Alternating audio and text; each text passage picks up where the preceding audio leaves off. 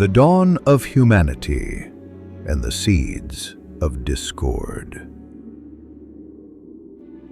Imagine a world fresh and new, untouched by sadness or anger. A world where the very first family walked the earth, guided by God's love. This is where our story begins. But even in this perfect start, a dark shadow began to grow. What if the first family wasn't so perfect after all? What if something as simple as jealousy could lead to the ultimate betrayal? How could a brother turn against his own flesh and blood? And what terrible lesson would humanity learn from this very first act of evil? And recite to them the story of Adam's two sons. In truth, when they both offered a sacrifice to Allah, and it was accepted from one of them, but was not accepted from the other. Said the latter, "I will surely kill you." Said the former, "Indeed, Allah only accepts from the righteous who fear Him." Surah Al-Ma'idah, Ayah 27. Adam, the first man, and Hawa, Eve, the first woman, had been placed on earth. God, in His great kindness, had forgiven them after a small mistake in the Garden of Eden. Now the earth was their home, a beautiful place full of life. Adam, a prophet and a father, taught his family about the one God and how to live right. Hawa, a loving mother, filled their home with warmth as their family grew. From Adam and Hawa came children, filling the new world with laughter and footsteps. Among them were two sons, Qabil and Habil, born from different pregnancies, each with a twin sister. Qabil, the older brother, was a farmer. His hands were strong from working the land, and he was often proud. Habil, the younger, was a shepherd. His heart was kind, and he was always humble and devoted to God. In those early days, God gave Adam simple rules for people to live by, to keep peace and help humanity grow. One rule was about marriage. Children from one birth would marry children from another. This was a wise plan to help the human race spread in a pure way. So when it was time for Qabil and Habil to marry, it was decided Qabil would marry Habil's twin sister, who was less beautiful. Habil would marry Qabil's twin, who is very beautiful. It seemed like a simple, fair plan from God Himself. But this decision, meant for peace, would instead light the fuse of the very first big fight in human history. Qabil, however, felt a burning desire. He looked at his brother's twin sister, the beautiful one, with greedy eyes. Why should I, the older brother, the hard-working farmer, not have the most beautiful? He thought. Why should Habil, the gentle shepherd, get such a prize? A dark seed of anger began to sprout in his heart. The whispers of Iblis, the evil one, started filling his mind. Is this fair? You are stronger, more important. Why should your brother get what you want? Adam saw the anger growing in Qabil's heart. To solve the problem and seek God's judgment, he proposed a test. Let each of you offer a sacrifice to Allah, Adam announced, his voice full of wisdom. God will accept from whomever He wills, and his decision will be final. The brothers agreed, but their hearts were very different. Habil, with a pure and honest heart, immediately chose the best animal from his flock. He picked a healthy, strong ram, one he loved and cared for. He prepared it carefully, wanting to give his very best to God. His face showed his devotion and hope for God's acceptance. Qabil, though, had a different spirit. His heart was still heavy with anger and jealousy. He looked at his farm, at the fruits and grains he had grown. Instead of picking the best, he chose the withered, bruised, and least desirable of his crops. "Why should I give my best?" he grumbled to himself, his pride stopping him. "God doesn't need my best. This will be enough." His offering was just a formality, a duty he didn't truly believe in. He did the action, but his heart was full of arrogance and a lack of true respect for God. The moment of sacrifice arrived. Under the vast, quiet sky, the two brothers placed their offerings.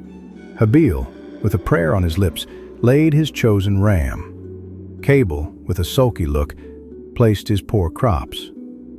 The air was thick with waiting.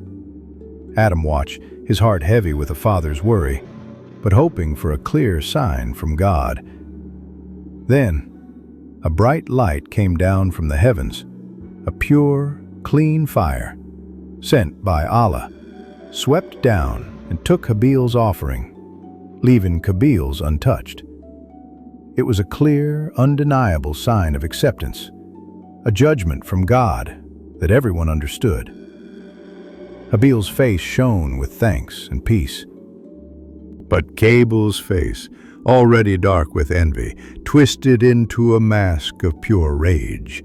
The fire of acceptance had taken Habil's sacrifice, but the fire of jealousy had lit up Qabil's soul, burning with a terrifying heat. The first test of human character had been shown, and its results would change humanity forever. What would this burning anger lead to? The world held its breath. The whisper of Shaytan and the descent into darkness. If you should stretch your hand toward me to kill me, I would not stretch my hand toward you to kill you. Indeed, I fear Allah, Lord of the worlds. Surah Al-Ma'idah, Ayah 28. God's silent judgment had spoken loudly. Habil stood in the light of God's acceptance, a calm smile on his face, his heart full of thanks. But Qabil, left in the shadow of rejection, felt a wild scream of anger burst inside him. His face, just moments ago only sullen, now twisted into a terrible mask of fury. His eyes, once just envious, now burned with a desire to kill. Habil's sacrifice, being accepted, wasn't just a rejection of his own, it was a public shame, a direct challenge to his feeling of being better, and a deep wound to his pride. "I will surely kill you," Qabil snarled, his voice rough with poison, his words breaking the peaceful morning silence. The air filled with a new, frightening energy, the raw, uncontrolled power of human evil. This was not just a family quarrel. This was the birth of true wickedness, the first sign of a darkness that would trouble humanity for ages to come. Habil, even with the terrifying threat, stayed calm. His voice was steady and full of the wisdom he had gained from his devotion to God.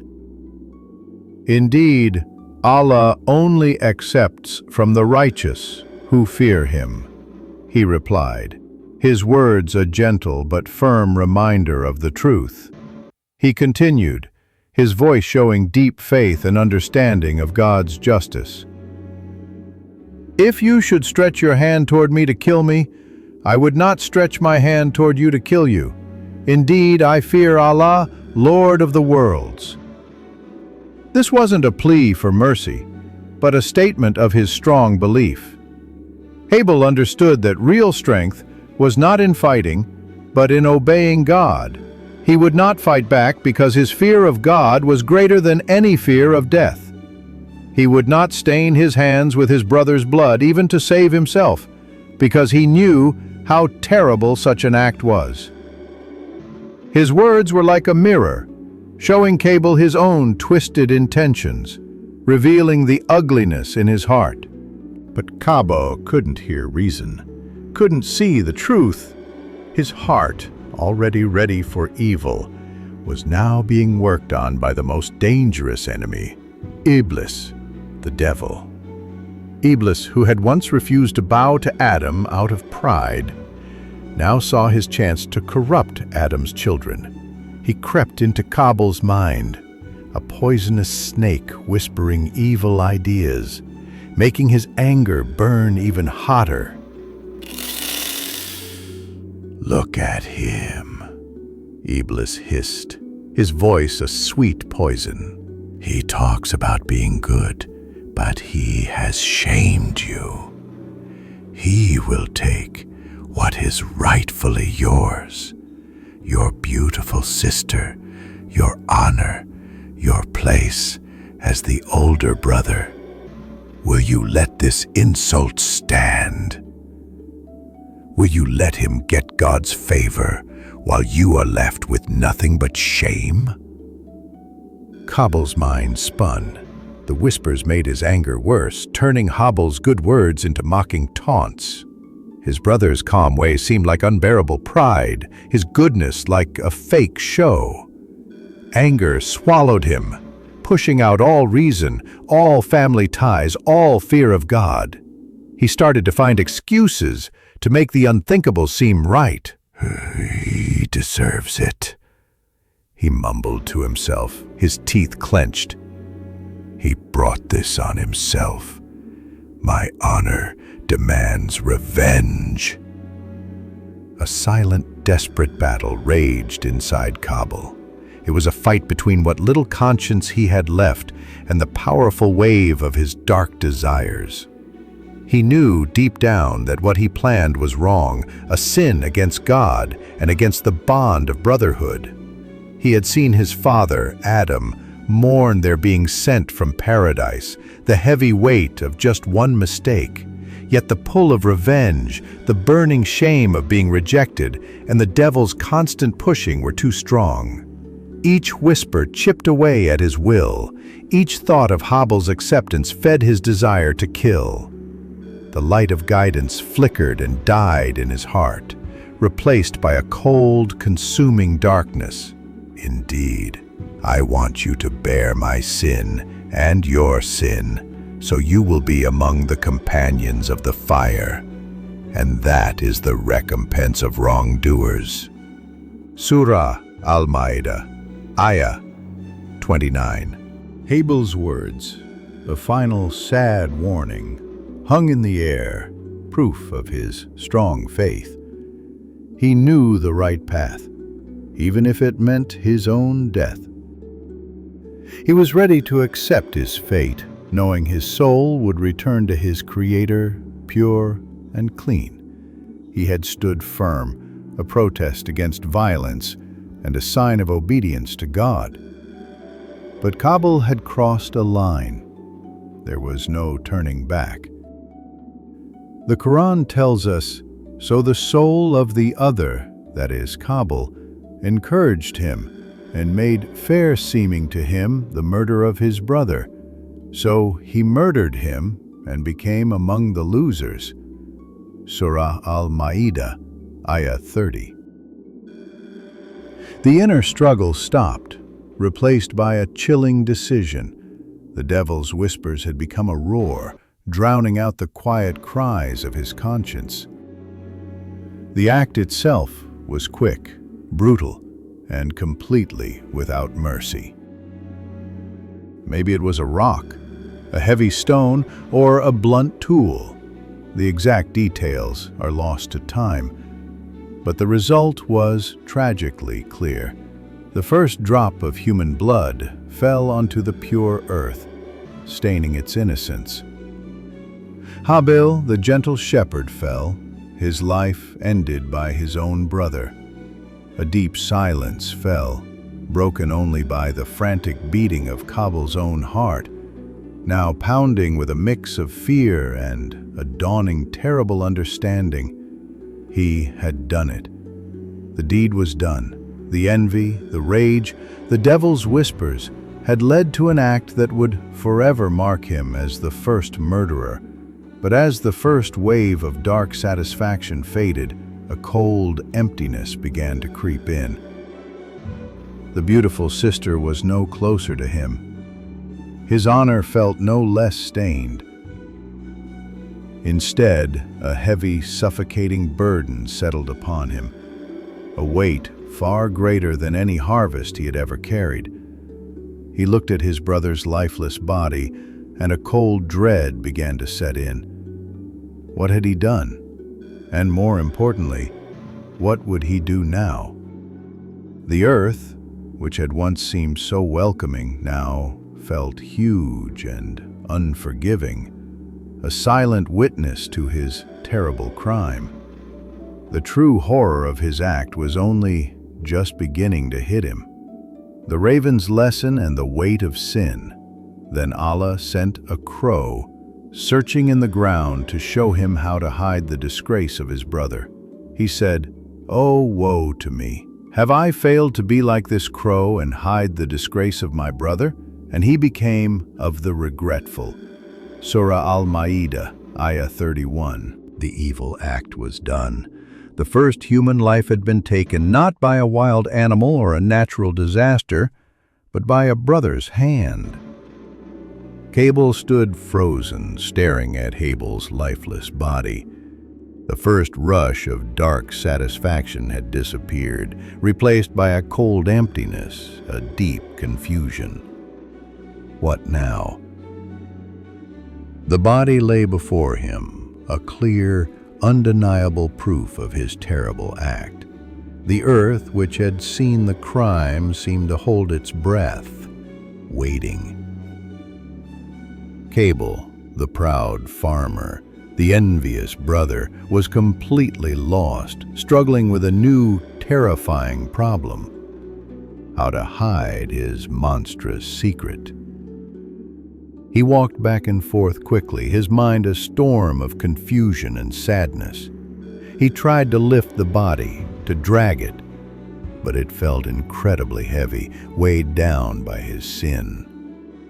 He looked around, desperate for an answer, but the wide open land offered no place to hide.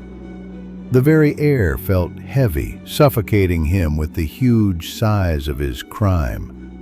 He was alone with his terrible secret, and the burden was too much to bear. It was at this moment, when Qabil was most confused and helpless, that Allah, in his endless wisdom and gentle guidance, sent a powerful lesson. From the vast, quiet sky, 2 ravens landed.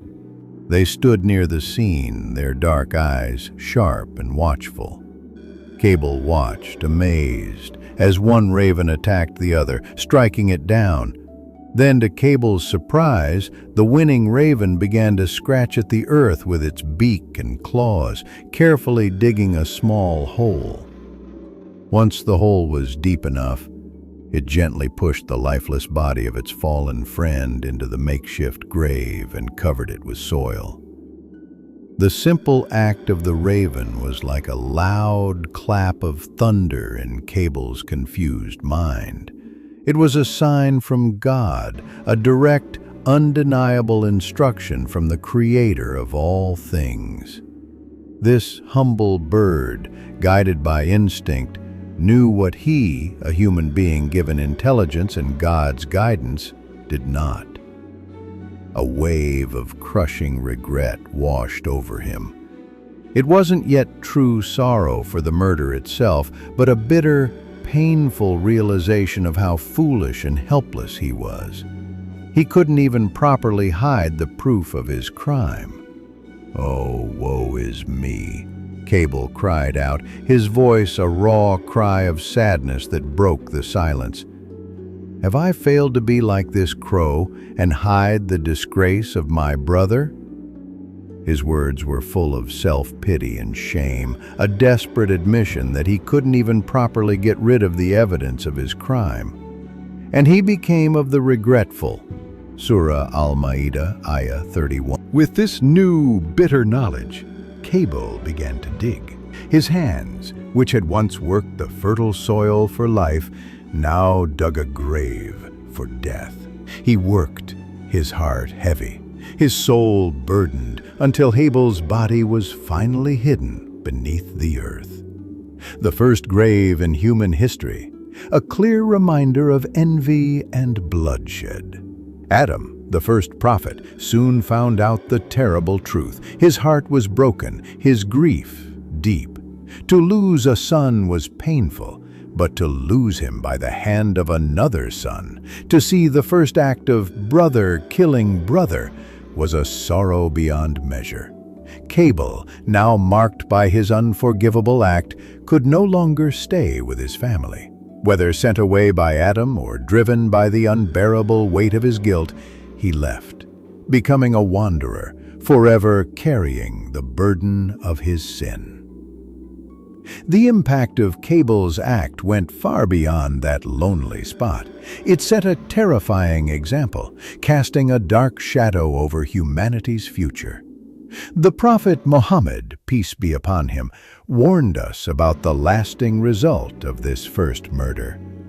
No soul is wrongfully killed except that the first son of Adam will have a share in it, because he was the first to institute the killing of others. Sahih Bukhari, Book of Funerals, Hadith 1294.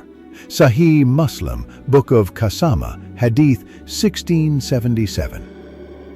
This important hadith teaches us that every unfair killing that happens on earth carries a part of its sin back to Qabil, because he was the one who started the act of murder, setting a pattern for all who would follow him. This ancient story holds timeless lessons for us. It reminds us how dangerous envy and pride can be, how they can grow and become destructive forces. It highlights the constant fight inside each human soul against the devil's whispers, who tries to use our weaknesses and lead us astray. Habil's strong faith and willingness to accept God's command, even to death, stands as a bright example of goodness. His words, "Indeed, I fear Allah, Lord of the worlds," serve as a powerful reminder that true strength is found in being good and obeying God, not in fighting or wanting worldly things.